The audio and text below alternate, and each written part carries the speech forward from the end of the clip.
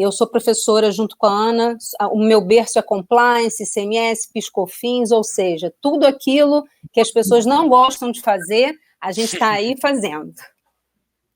Obrigada, Ju. E eu vou trabalhar aqui, mediando um pouquinho a participação da Juliana com a participação do Otávio, que a gente vai testar agora. Otávio, tudo ok? Tudo ok, Ana? Tudo bem? Estão me ouvindo bem, não? Perfeito, ótimo. Finalmente! Vou apresentar para vocês o Otávio. O Otávio é gerente de compras e logística na Gomes da Costa. Otávio, fala só um pouquinho para a gente aí, se apresenta para o pessoal que está participando, e daí a gente já vai para o foco do webinar. Tá ok. Bom, boa tarde, pessoal. Eu trabalho aqui na Gomes da Costa, sou gerente de compras, mas já trabalhei com logística, supply, já estou nessa cadeia já faz quase 20 anos e estou aqui para aprender um pouquinho também com vocês e colocar o nosso ponto de vista da indústria, né? E o quanto a gente sofre e espera melhorar nos próximos anos com essas mudanças. Qual que é o nosso foco hoje para a gente bater um papo nesse final de quinta-feira fria ainda? A gente fala muito de reforma tributária, né? Eu me formei há 25 anos, a Ju já sabe dessa história. Quando eu me formei, estava terminando a faculdade, eu optei por fazer tributário. Minha mãe me chamou preocupadíssima, falou, Ana Lídia, vai ter reforma tributária, o que é que você vai fazer da vida depois que acabarem todos os tributos? Isso faz anos. Por que eu estou dizendo isso? Porque a gente escuta falar de reforma tributária há muito tempo, né? E aí isso passa um pouco, às vezes, até de um descrédito sobre o assunto, ok? E a gente parece que fica falando mais do mesmo, mais do mesmo. Então, o nosso objetivo aqui não é falar mais do mesmo, tá? É colocar o mais prático possível alguma diretriz, alguma questão que possa nos ajudar aí nesse cenário possível de reforma tributária, fazer uma análise do que existe hoje no Congresso, quais são as implicações do que existe hoje no Congresso e as dificuldades para que isso se torne factível, e fazer um contraponto com a questão dos benefícios fiscais, que também é uma história que a gente escuta há muito tempo. Há anos, né, há mais de 20 anos a gente escuta a questão dos benefícios fiscais, de Fundap, deles serem constitucionais ou não. Depois de muito trabalho político, chegou a Lei Complementar 160 e os benefícios fiscais deixaram de ser, né, deixaram de estar no lado escuro da força, eles eram ilegais, eles sempre geravam dúvidas para as empresas, se eles podiam ser utilizados sem passivo ou não. E aí, a partir da Lei Complementar 160, de 2017, né, começa em 2018, a gente convalida os benefícios para que as empresas tenham segurança para usar o benefício fiscal. 5 anos atacadista, 10 anos de indústria, e eles podem se programar. Bum! Aí vem a história da reforma tributária e você fica em xeque. Eu vou mudar de estado, eu vou aderir a um benefício fiscal de ICMS a benefícios fiscais em que a economia tributária é extremamente relevante. E aí? De repente vem o IBS, muda tudo, e o que eu faço com o meu plano de negócios, ok? Esse, então, é o nosso foco. Por favor, dúvidas, ok? Coloquem para a gente no chat, ok? Sempre tenta, por favor, em relação ao que a gente está vendo aqui no chat, está o Gustavo, está sem áudio, a Eliana, tenta, por favor, sempre colocar o F5, apertar o F5, testar um pouquinho o teu som, se ele está habilitado no fone, está ok, de forma mais local, e a gente tem ali /suporte, que a Camila está indicando, se vocês precisarem de uma ajuda do pessoal mais técnico, ok? Bom, atualmente, então, 2 PECs tramitando aí no Senado, a 45 de 2009 e a 110 de 2009. Ela tem o mesmo objetivo, simplificar e reduzir carga tributária. Ju, por favor, traduz um pouquinho para a gente. Quando fala de IVA, é o IVA, é o IVA, é o IVA. Por que tem 2 propostas de reforma tributária? Não é só o IVA? Na realidade, eu vou até apimentar esse debate, né, o teu questionamento. Por quê? Não sei se os senhores leram o jornal hoje, mas existe uma terceira proposta, que foi apresentada ontem, acreditem se quiser, praticamente no mesmo viés das demais propostas que você comentou, mas ontem, né, um cidadão...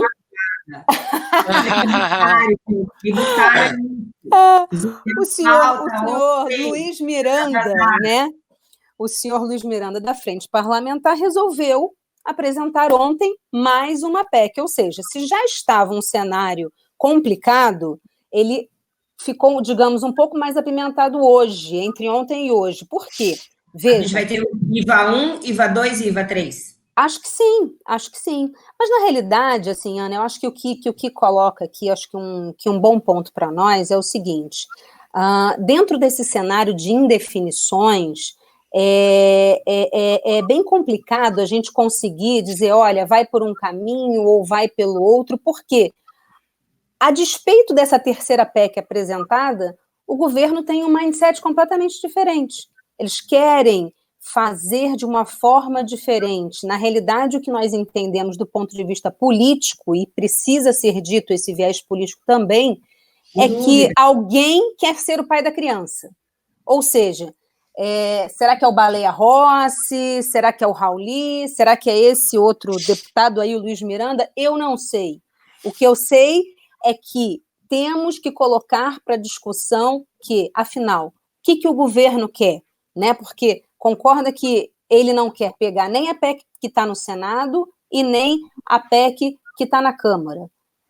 E como é que a gente fica em razão de todo essa loucura que estamos vivendo? E principalmente com o Guedes indo falar em algum banco aí, que eu não posso citar o nome, que a CPMF vai voltar.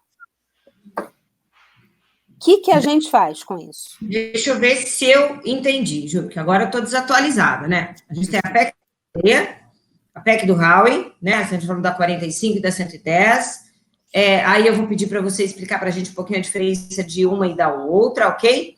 Surgiu mais uma, que deve ter uma característica diferente, imagino, pelo menos um detalhe, alguma coisa, né? E ainda, além desse cenário do que está ali no Congresso Nacional, a gente ainda tem todo o governo federal divulgando aí, via Paulo Guedes, em entrevistas, a possibilidade de fazer só a unificação dos tributos federais, né? Que seria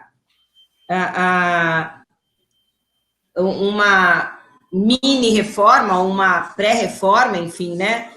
A gente tem os estados se manifestando também, dizendo, olha, ok, se vocês quiserem ter um IVA, que seja o IBS, eu concordo, desde que nós, Estado, né, a gente administre e não a União Federal. Aí os prefeitos resolveram se reunir também, já fizeram um manifesto dizendo, não vou abrir mão do ISS, ISS é meu, não vou abrir mão, enfim. Agora, os entes políticos começam a se manifestar num cenário dizendo, ok, tem reforma, mas eu não quero abrir mão do meu. Mais ou menos isso, Ju? É isso. Tem dessas três, pelo menos, né? Isso. Eu tô compartilhando a tela aqui, eu não sei se vocês conseguem ver, mas o que a gente fez aqui? A gente preparou esses três projetos. Pegar a tela aqui da Juliana? Podem colocar para mim no chat se está ok? Vocês estão conseguindo enxergar? Vocês conseguem ver minha tela aí, gente? Tem uma apresentação aqui, ok. Ok, então tá. Então, ela não está embaixo de alguma janelinha da câmera, e você pode abrir, tá? Deixar ela maior ali, no canto inferior direito, você pode deixar maior se tiver com a letra muito pequenininha. Deixa eu dar uma olhadinha. Será que agora vocês conseguem ver melhor?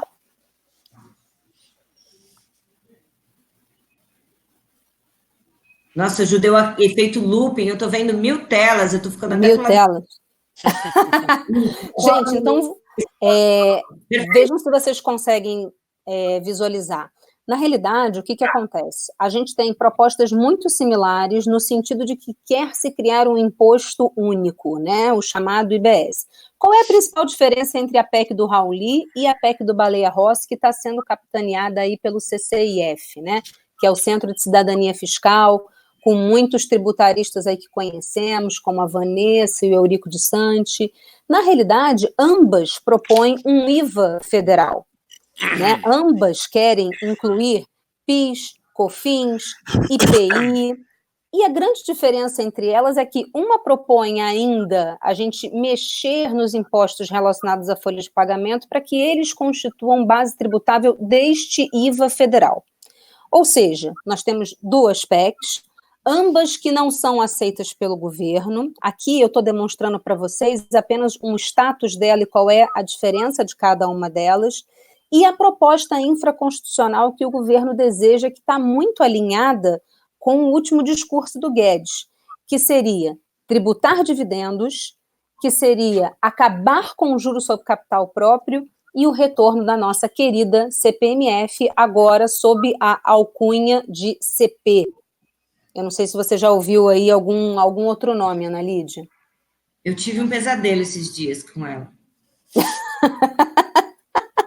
Todos nós estamos tendo, mas na realidade eu não digo que é um pesadelo, estamos acordados enfrentando esse pesadelo. Porque, de fato... Porque, à medida que a gente tem um discurso de modernizar o sistema tributário, a gente volta para um instituto que, na minha opinião, é tão arcaico, né? Ele não separa pessoas que são grande capacidade ou pouca capacidade, ele tributa a movimentação financeira que não necessariamente é um acréscimo, enfim. No seu patrimônio, lista de críticas da CPMF, mas ok. Tá, Ju, então, entre uma e outra, uma das diferenças é a gente incluir ou não os tributos sobre a folha de pagamento? Exato.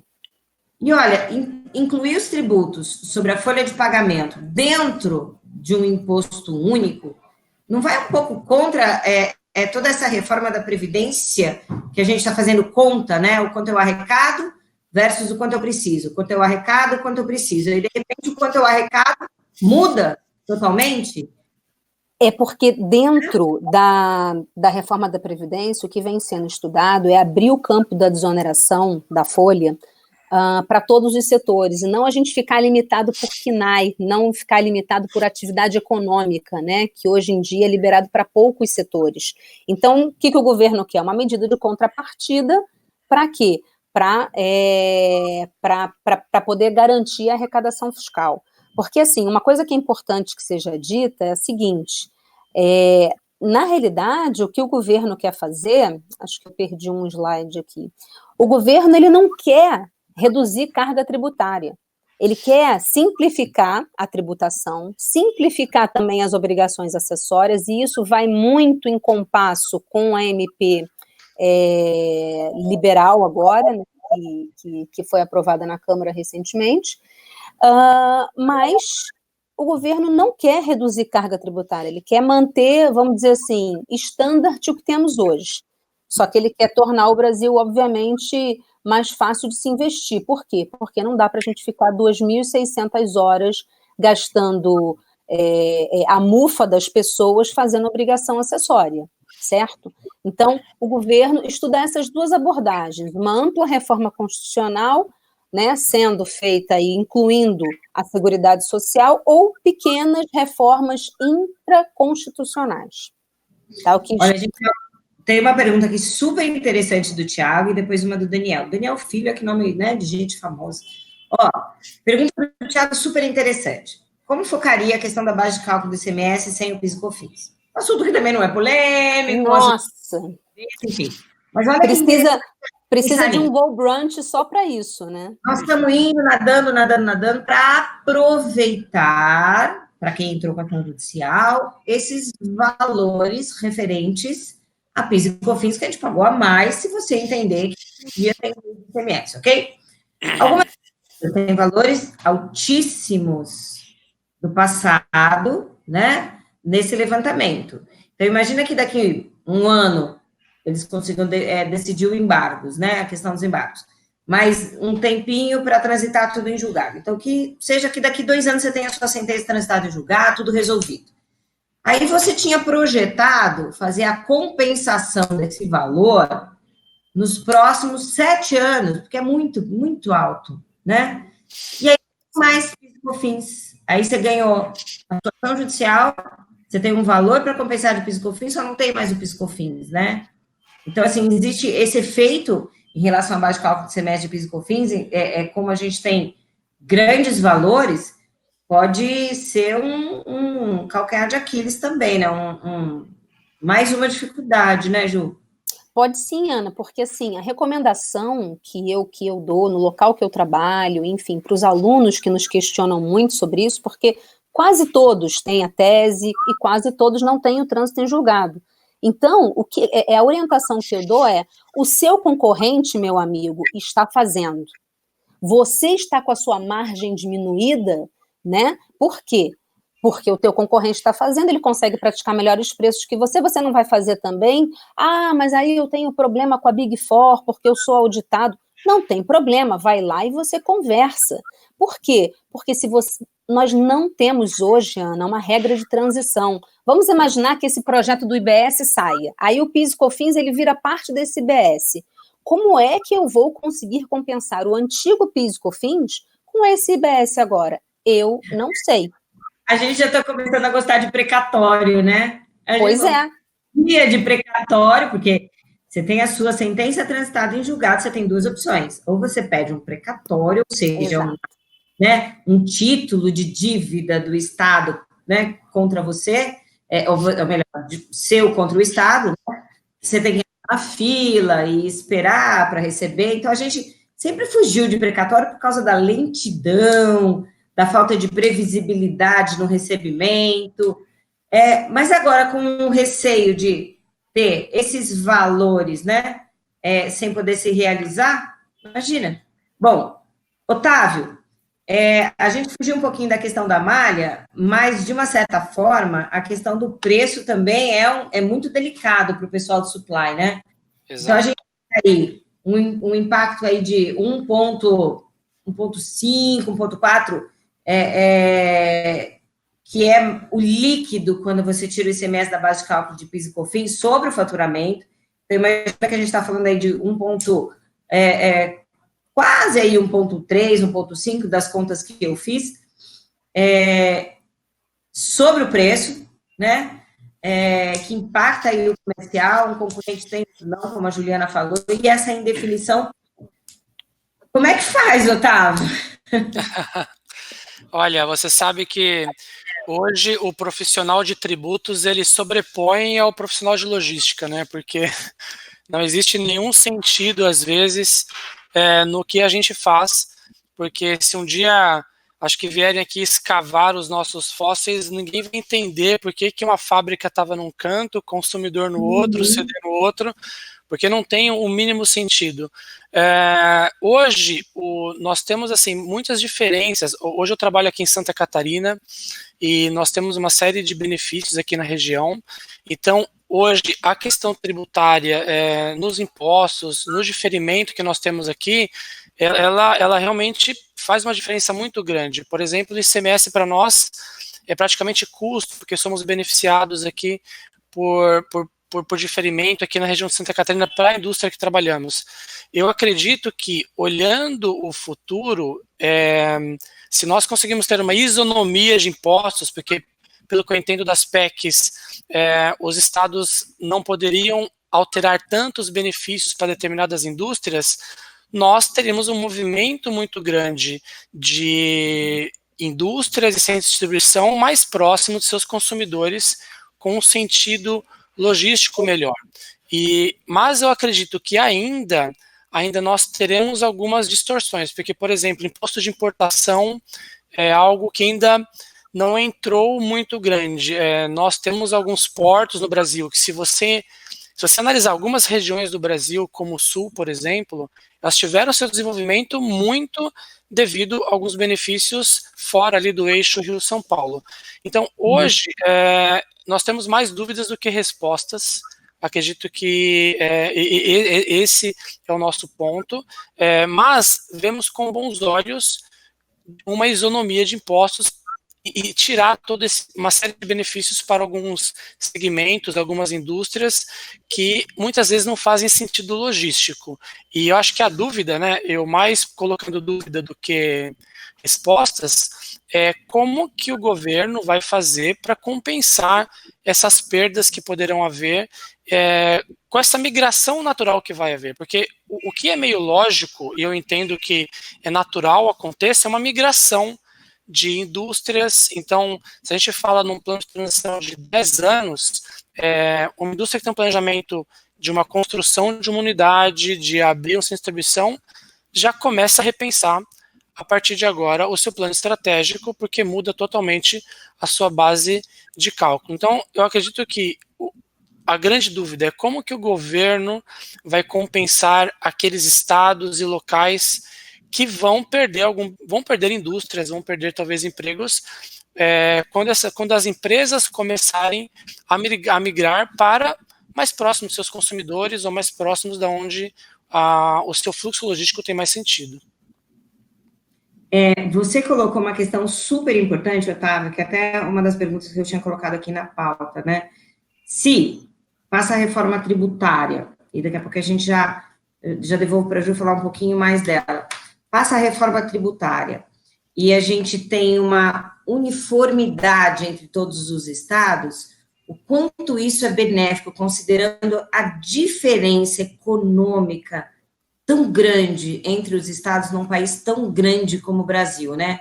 O estado de São Paulo, por exemplo, em termos de ICMS, a arrecadação dele é maior do que a arrecadação de Minas Gerais, Rio de Janeiro e o Espírito Santo somadas. Se você somar os 3 outros estados aqui do Sudeste versus a arrecadação de São Paulo, a arrecadação de São Paulo é maior, né? E isso trouxe para o estado de São Paulo um volume de fábricas, de atividade econômica bastante relevante, versus outros estados que, por conta dessa dificuldade logística, né, e exatamente aqui, ó, que o Fabiana está comentando, né, você tem uma área no norte com uma dificuldade logística, com estradas ainda ruins, você tem que trocar o modal, né, Otávio, vai caminhando, depois pega um barco, depois pega outro barco, porque é característica da região, essa dificuldade de acesso. E sem o benefício fiscal, que, né, a gente sabe, no passado populou a Zona Franca de Manaus, ajudou os estados do Nordeste, os portos do Espírito Santo e Santa Catarina se desenvolveram com base nisso. Como a gente compensa isso? Tem alguma previsão na reforma, Ju? Tem. Na realidade, tem uma previsão de compensação, sim, mas ainda está muito obscura, né? Porque nós temos aí agora 3 projetos. Então, a gente ainda não sabe qual será o viés que o governo irá adotar, uma vez que ele não quer, vamos dizer assim, se submeter a nenhuma dessas PECs que estão em tramitação. Interessante. E é interessante também que a gente tem a formação do Congresso Nacional com uma força muito grande, né, do Norte e do Nordeste, por conta do voto não ser, né, proporcional. Sim. Então, você tem uma participação no Congresso Nacional que não é equilibrada, né, em relação aos 27 estados. E isso deve pesar também. Deixa eu só fazer uma parte, rapidinho, porque a gente vai falar aqui do webinar até às 18 horas, mas esse assunto é tão extenso, né, com tantas ramificações, que eu queria aproveitar para chamar o pessoal, convidar e lembrar, né, que a gente volta com esse assunto e vários outros interessantes aqui agora em setembro, né? Deixa eu compartilhar minha tela para mostrar para vocês as informações do Congresso Nacional que a gente vai... Opa, tá indo... É importante você mencionar isso, Ana Lídia, pelo seguinte, olha, veja, a gente já falou de tanta coisa aqui, a gente já falou do ICMS na base de cálculo do PIS e COFINS, a gente já falou de desoneração da folha de pagamento, existe em uma dessas PECs também a tributação de serviços digitais, opa, olha lá, Brasil querendo se juntar ao OCDE, então veja, é um assunto que a gente podia ficar discutindo aqui a noite toda, Né? Tem muito espaço ainda para essa discussão. Não vai a noite toda, não. Nós vamos continuar lá no dia de setembro. Pelo amor de Deus. Não. Olha só, Congresso Nacional de Tributos, a edição de 2019, super interessante. A gente vai se encontrar lá no dia 16 de setembro. Tem o Daniel Menezes, que é da Procuradoria-Geral da Fazenda Nacional, e é sempre bom ter o pessoal do outro lado participando, né? A gente consegue fazer aquelas perguntas picantes. Olha aí, vai falar do caso do ICMS, PIS e COFINS e as possíveis alternativas, deixar a gente um pouco deprimido logo no começo da manhã. A gente vai falar de gestão de risco de classificação fiscal, que se vier a reforma não vai ter mais classificação fiscal para nada. E vai restar só aí a codificação para importação. Vamos falar de transformação digital, que é extremamente relevante, o quanto que isso está mexendo aí, não só para nós no corporativo, mas no judiciário, né? Os hackers, essas informações todas abertas, esse mundo digital, o quanto isso influencia aí na nossa vida, ok?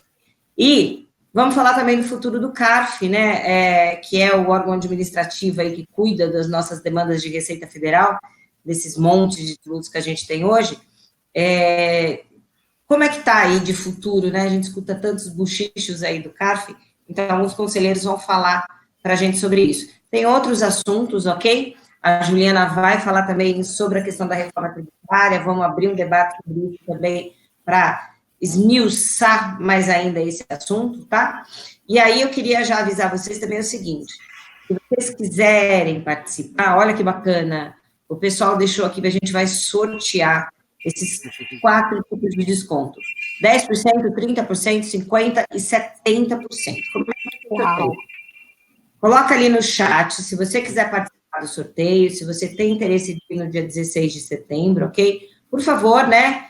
Se você tem interesse, então você vai ganhar um desconto eu já tenho compromisso no dia 16. Não, eu tenho interesse em ir e eu quero participar. Aí você escreve hashtag eu quero ali no chat. O pessoal da produção, pelo teu nome ali, ele já sabe o teu e-mail, que é o e-mail que você se logou e cadastrou aqui no Google Branch, e aí a gente vai sortear esses e-mails aí dentro dessas 4 possibilidades de desconto. Quem for sortudo já leva 70%, que belezinha. Ok? Nossa, maravilhoso. Já tem bastante gente aqui. Show de bola. Todo esse merchan, né? Só para dizer que a gente continua esse assunto. Então, a gente vai parar às 18 horas, mas a gente continua ele no dia 16. É contigo aí, Ju. Tá. Quer que eu compartilhe a tela de novo para a gente ir direto para as perguntas? Se você puder voltar à sua apresentação. Isso.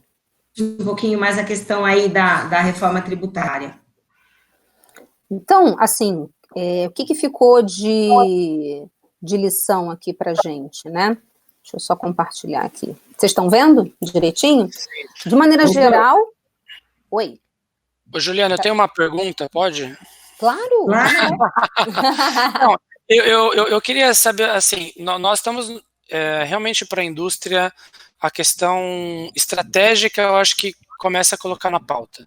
Então, hoje o tributo, ele sobrepõe a malha, qualquer sentido de transporte, logístico, como comentamos. Agora, eu queria fazer uma pergunta para vocês, pela experiência, talvez, de outros países, se houve essa transição e qual foi o impacto? A gente sabe que, obviamente, poucos países têm a dimensão continental do Brasil, talvez o impacto que nós temos que é absurdo, né? O frete aqui, ele é custoso, ele tem uma malha rodoviária que ainda assim, melhorou nos últimos anos, mas ainda é difícil, mas vocês têm experiências de outros países que fizeram essa transição para compartilhar com a gente, não? Na realidade, Otávio, assim, tem uma fresquinha que saiu agora, ainda esse ano, que foi a reforma tributária do Chile, né? Mas o foco, geralmente, nessas reformas tributárias, ela vai muito no imposto de renda.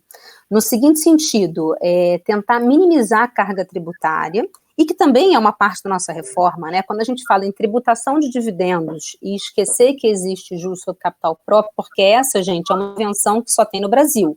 É um modelo jabuticaba. Não existe isso em lugar nenhum do mundo, só aqui no Brasil. Então, vejam, o Chile acabou de passar por essa reforma e ela é muito semelhante ao que a gente vem discutindo aqui, ou seja, existe um período de adaptação.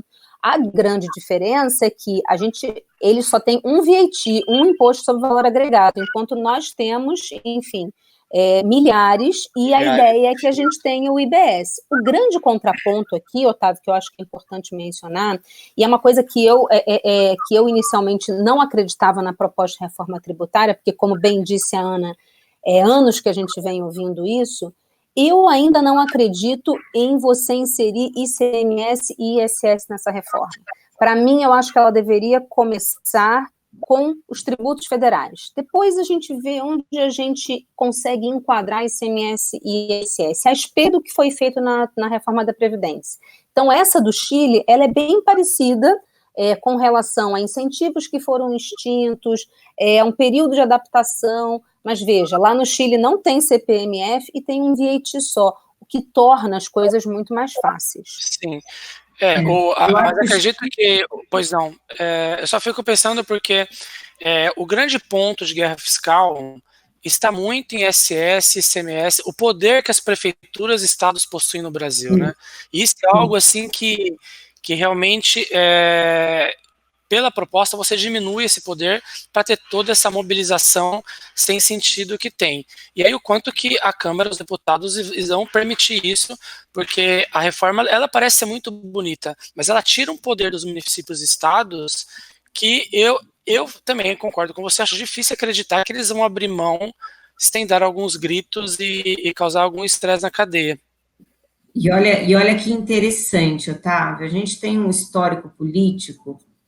E quando você coloca a questão de fazer a comparação, né, entre reforma tributária e outros ou não, e até uma das perguntas que a gente tem aqui, né, 85% dos países nos últimos 20 anos que fizeram a reforma tributária adotaram o modelo de um tributo único.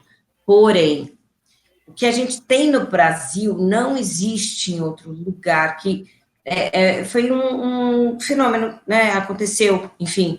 Quando a gente saiu da ditadura e foi para a Constituição Federal, né, em 85, nossa, eu era adolescente nessa época já. Tinha todo aquele contexto político, o pessoal na rua, né, Tancredo, etc. Quando veio a Constituição Federal, ela veio como um grito de né, que o país estava ali amadurecendo, começando democracia, enfim, deixou de ser império, passou pela ditadura, agora vai ser democracia de verdade. Nesse momento, para não ter uma União Federal muito forte, que pudesse voltar aí num sistema mais ditador, né, eu precisava ser os estados. Ok, como é que eu faço isso? Então, eu preciso repassar dinheiro para os estados. Nesse momento, imagina, o ICMS antes da Constituição Federal era ICM, Imposto sobre Mercadoria. Ponto. Aí, eles resolveram colocar serviço de comunicação dentro do ICMS, não porque faça sentido, mas porque era uma forma de aumentar a arrecadação do Estado. Energia elétrica, combustível, isso tudo sempre foi tributado pela União Federal. Bum, vai para o Estado, né?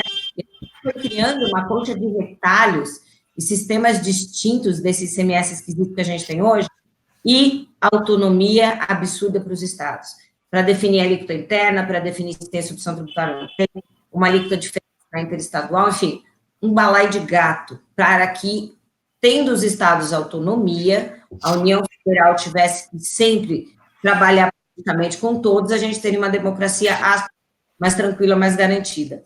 E o que você disse, Otávio, é fundamental. Quando você passa muito poder para o governo do estado e para a prefeitura, é difícil politicamente trazer isso de volta, porque a arrecadação, né, é relevante, e mais do que isso a autonomia para conceder ou não benefício, a autonomia para aumentar a alíquota ou não, a autonomia nessas contas públicas que todos os governadores teriam que abrir mão. Junta-se a isso o fato da gente ter 27 estados, né? 27. O Chile deve ser menor que Minas Gerais. Eu não sou boa de geografia, mas imagino que deve ser. Sim, bem menor, bem menor. O Chile é aqui do lado, né? Uhum. Tá. Eu não sou boa de geografia. Então, a gente tem um cenário muito particular. Então, ou seja, se você tivesse passo a passo, unifica a federal, unifica o ICMS em termos de alíquota e algumas regras comuns, para que a gente não ficasse com esse bala de gato cada hora uma coisa, unifica o ISS para alíquotas comuns, regras de retenção comum, passo, deixando as coisas menos complicadas, né? Mas deve ser por isso, então, que não passa, Ju, que não sai do papel? Na realidade, assim, eu até vou fazer um contraponto com o que você acabou de colocar agora, Ana. Você vê a questão da GM aqui em São Paulo, né? Tudo que foi feito para a manutenção da fábrica da GM aqui em São Paulo não poderia ser feito se a gente vivesse hoje numa realidade de BS. Então, como o Estado perde poder, né? Isso que o Otávio acabou de colocar. A Fabiana respondeu aqui, ó, eles não têm maturidade. Ótimo! Não tem maturidade para isso. Não tem maturidade. Né? Acho que os governadores ficam escutando na TV e ficam pensando, né? Sabe nada, inocente, sabe nada. Juliana e Ana, tem um ponto também importante, que é, se a gente analisar a produtividade das indústrias nos últimos anos, a quantidade de empregos que gerava uma montadora há 30 anos atrás e hoje é extremamente automatizado. Nós temos alguns casos e eu conheço alguns casos recentes de indústrias que foram para um local com uma série de benefícios e não geraram quase nada de empregos, porque aqueles cargos técnicos tiveram que ser importados juntamente de outros estados, e naquela região, na prática, se gerou muito pouco. Então, eu não sei o quanto também essa rediscussão, principalmente esses benefícios para instalações, que são os mais pesados de investimento, é muito menor que o centro de distribuição, talvez seja um ponto a ser rediscutido pelos parlamentares e colocar um ponto positivo aí nessa discussão. Otávio, olha, agora eu vou falar uma coisa positiva. Olha que bom, né? Para a gente não sair tão depois. Na minha opinião, a Lei Complementar 160, ela tem, assim, ela traz um efeito colateral muito bacana. O que você está dizendo? Você está dizendo, olha, tinha benefícios que não tinha nada, né? Não passava nada de autonomia ou de melhoria econômica para a região. Bom, por exemplo, no Rio de Janeiro, para que tem benefício fiscal para a joalheria? Quantos empregos uma joalheria gera? Enfim, o benefício fiscal foi usado há algum tempo como uma moeda de troca de corrupção. É feio, é verdade? Então, você trocava aí a ida de algumas empresas, não estou dizendo, não estou afirmando, olha, empresa... Não é isso, ok? Mas aconteceu N vezes, né? Tem investigações da Polícia Federal sobre isso. No Rio de Janeiro, o secretário da Fazenda tinha uma ação judicial contra ele estava impedido de assinar qualquer benefício fiscal por um período, né? Ele tinha a Procuradoria falou, ó, para tudo aqui, que nós vamos começar a investigar isso tudo. Então, essa moeda de troca não acaba com a Lei Complementar 160, porque eles são divulgados, claros e acessíveis a todos. Ou seja, se tem um benefício, ele está qualificado, ele está ali, foi convalidado, qualquer empresa indo para lá já pode usar aquele benefício. Então, tira aí esse caráter de ter que sentar na mesa com alguém do Estado e negociar, podendo abrir aí uma alternativa para um caixinha, para um volume de corrupção. Então, daqui para frente, o uso de benefícios fiscais, eu acredito que eles voltem para aquele viés de desenvolvimento regional, né? Ó, okay. Para ver como é que está aqui, né? Tayane está colocando de que forma essas reformas podem nos afetar. Mudança positiva ou negativa. Então, vou voltar para ti, Ju, para terminar um pouquinho, falar um pouquinho aí na sua apresentação, né? Voltar um pouquinho para esse conteúdo da reforma. Ó, que bacana! Olha, isso é bacana, e sabe o que é mais bacana? Sabe qual é a fonte? A fonte é a própria Receita Federal do Brasil.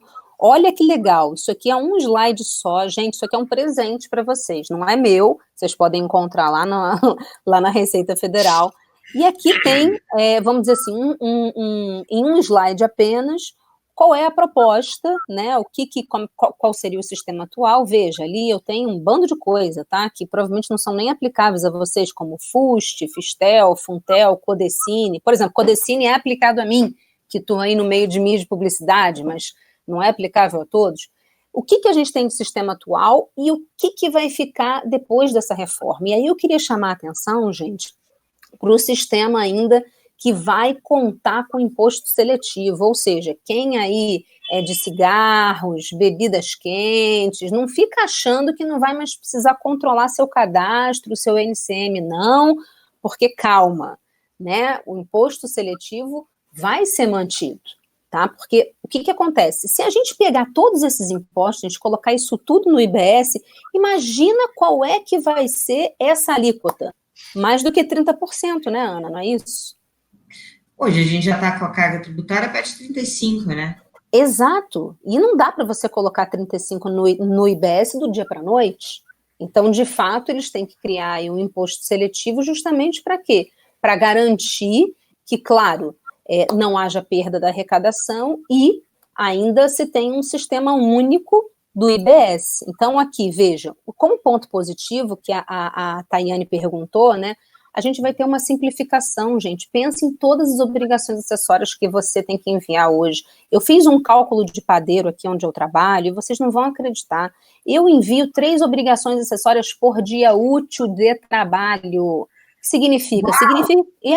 eu tenho muito mais gente, em termos de headcount, né, de pessoas aqui trabalhando CLT, do que qualquer outro país no mundo, gente. Como é que eu justifico para minha chefe que está em outro país, falando assim, eu preciso ter um pessoal aqui muito forte, só fazendo compliance. Isso é algo que hoje em dia é inegociável. Tipo, mas Juliana, lá na Suíça eu só tenho um cara fazendo tudo isso que vocês, 20, 30 pessoas fazem aí.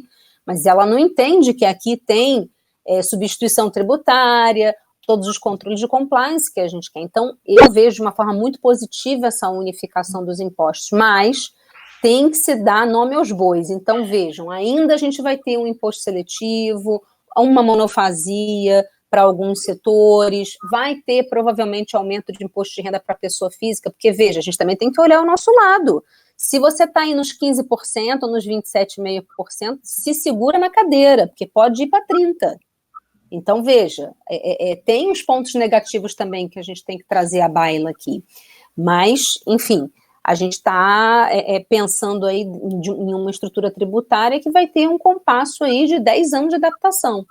Então, ainda vai existir muita conversa nas 2 casas do Congresso, vai ter que se mudar muito. Ou seja, aquele papo que a Ana começou aqui com a gente, que a mãe dela falou que não sabia se ela ia ter emprego nos próximos anos, a Ana agora pode morrer e ressuscitar, para quem acredita, mas 3 vezes que ela vai continuar tendo emprego. Não. Mas... Quando eu ressuscitar, eu não quero ter emprego, não. Quero ressuscitar rica! Não, porque todos os karmas você já pagou nessa vida lidando com tributário aqui no Brasil, Ana. Pensa nisso. Nós vamos ressuscitar rica. E com IBS. Baixinha. Ai, tem que rir. Bom, Ju, então para a Tayane, positivo ou negativo no frigir dos ovos, no líquido? Eu acho que positivo. Porque só de reduzir o número de obrigação acessória, eu já estou feliz. Isso vai depender muito do setor, né? Serviço tributa menos, com o IBS eles vão ter uma tributação maior, agro tributa muito menos, provavelmente vai aumentar, né? Até o pessoal está comentando aqui, né? O quanto precisa ser revisto o benefício dispensado para agronegócio. Aí você tem mercados que têm uma carga tributária já superior a 50%, né? Cosméticos, por exemplo. Medicamentos, Vai ser tudo cesta básica, cosméticos, né? Mas é tributado mais do que 50%. Então, para eles cair para 35% é bacana. Então, dependendo do segmento que você está, a reforma pode ser mais positiva ou mais negativa? Sim, você não tenha dúvida. Você não tenha dúvida, com certeza. Isso vai depender muito. Né? E ninguém nunca chegou a fazer o cálculo final, né, Ana? Porque como a gente ainda está nesse cenário de incertezas, e digo para vocês, gente, no Congresso a gente já vai ter isso mais claro. Então, vocês precisam ir lá e participar do Congresso com a gente. E a gente é muito descrente também na área tributária, né? Você vê, nossa, tanto trabalho para fazer social, bum, mudou. Então, a gente fica muito descrente depois de um tempo na área tributária, né? Isso é um pouco da nossa... virou um paradigma para a gente isso. Otávio, para vocês, no teu negócio e no teu segmento aí de logística, conversando com os teus colegas e de outras empresas, mais positivo ou mais negativo, principalmente aí pensando em benefícios fiscais, malha logística, quem foi para lá, no Pernambuco, conta um pouquinho para a gente. Para a gente fazer um paralelo aqui com o nosso segmento, eu trabalho no segmento de pesca aqui em Santa Catarina, e hoje estamos... a Santa Catarina é um estado onde tem um grande polo pesqueiro do Brasil, ainda é, mas hoje o hábito do consumidor mudou tanto que o mercado consumidor não está aqui. Então você pega São Paulo, o Nordeste é um grande consumidor, e Santa Catarina tem, por exemplo, hoje, se você somar Navegantes e Itajaí, os portos, um dos maiores portos do Brasil, porque muita gente veio para cá por benefícios de imposto de importação, então que é um ponto que não vai entrar agora, mas o que a gente enxerga é que num primeiro momento parece uma perda se nós falarmos da isonomia, dos benefícios fiscais que algumas indústrias têm como a nossa. Mas no longo prazo, e aí pensando mais como brasileiro do que como respondendo por uma empresa, o custo do Brasil tende a diminuir. Então, a nossa competitividade em alguns produtos, muitas vezes, nós perdemos porque nós temos essa distância toda e muitos benefícios, às vezes, nem sempre conseguimos transformar isso em preço e fazer com que isso chegue no consumidor ou para um mercado de exportação, por exemplo. Então, eu vejo que no médio e longo prazo deve haver um movimento assim, de novos investimentos. Se caso isso passar, acho que esse é o maior ponto. Então, uma empresa que está pensando em fazer investimento numa construção de fábrica, principalmente, ela já começa a repensar em estar mais perto do seu mercado consumidor, aí num sentido de malha logística. Mas a visão é positiva, assim, talvez no primeiro momento tenha uma perda, se caso esses benefícios forem tirados, tem que ver como vai ficar esse período de transição, que é importante, mas se nós pensarmos que os produtos e mercadorias terão um sentido logístico melhor, creio que para o custo do Brasil vai ser melhor, e a gente conseguir competir na mesma base com todos os estados. Então eu vejo como positivo, super positivo, e espero que daqui a 10, 20 anos a gente colha frutos disso aí. Perfeito. Tenho aqui um comentário, uma pergunta aqui do Ricardo, né? É bem o foco, viu, Ricardo? Ricardo Guimarães Pereira. Né? Ele está falando, quem é responsável pelo repasse, né? A gente tem uma briga pelo repasse, quem vai ser responsável pelo lançamento e arrecadação. Veja, tem 3 propostas só para que o nome do deputado esteja lá, né? Para que o dono da reforma. Imagina, então, em relação ao tributo. Eu que faço o lançamento, eu que faço o repasse, a briga vai ser boa, Ricardo, entre os entes federativos aí, União Federal, estados e municípios. Vai ser boa essa briga, né?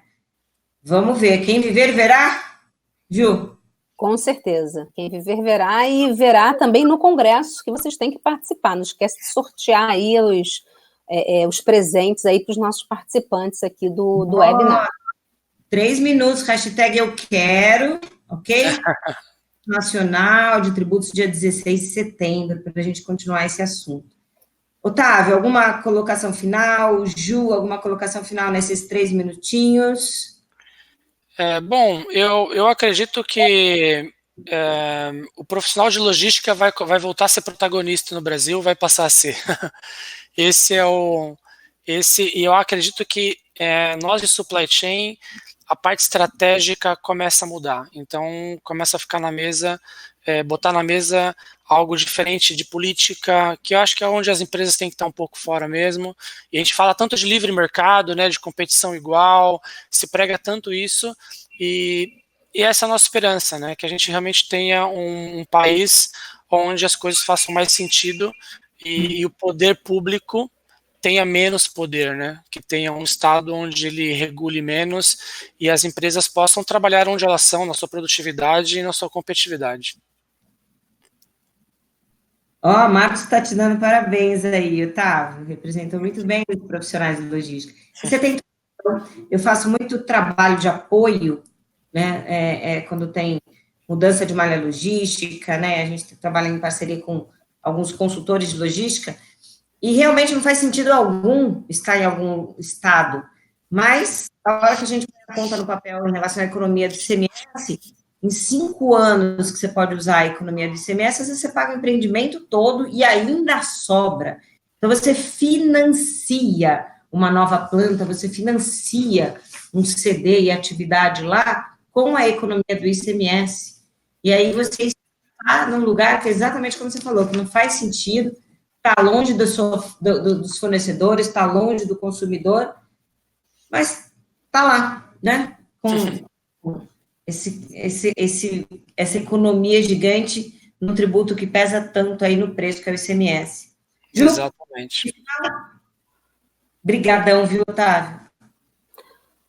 Otávio, muito obrigada. E aí o que eu queria só reafirmar para vocês, gente, é que aguardamos as cenas dos próximos capítulos, ou seja, teremos um cenário definido, ou pelo menos assim, algo principalmente em termos de impostos indiretos, já no Congresso, porque, de fato, essa reforma precisa passar entre esse ano e 2020, senão, a espelho do que foi toda essa turbação da reforma da Previdência, o Brasil ele realmente não consegue decolar internacionalmente, como bem o Otávio colocou. Ou seja, eu faço aqui, Ana, um comparativo que os contadores vão me adorar, que é a migração do Brasil para o IFRS, né, na questão contábil. Por quê? Porque hoje em dia a pessoa que quer investir no Brasil consegue entender as demonstrações financeiras de uma empresa brasileira.